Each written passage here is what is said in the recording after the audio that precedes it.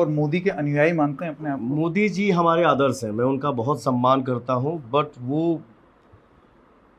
कुछ बातें जो हैं, कुछ डिसीजन जो हैं, वो समय के लिए मैंने छोड़ दिया है, वो समय ही डिसाइड करता है। मोदी जी के साथ ये सुना गया हिमाचल में अगर कुछ लोग जो हैं जिन्होंने विद्रोह कर दिया, वो निर्दलीय लड़ लिए, तो नरेंद्र मोदी जी ने डायरेक्टली उनको फ़ोन किया कि मेरा इतना मान रख लो और ये सब।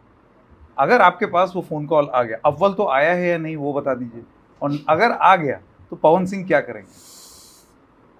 देखिए, एक तरफ ये जनता का हुजूम, दूसरी तरफ वो कॉल। अपने से बड़ों का मैं सम्मान करता हूँ, वो चाहे कोई भी हो, बट इतना जरूर हो गया है, एक तो समय जो मैंने बोला, और मेन बात ये है कि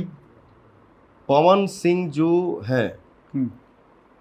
जिस फील्ड में, ये मेरा तीसरी पारी है सर जीवन का, मुझे ऑडियंस ने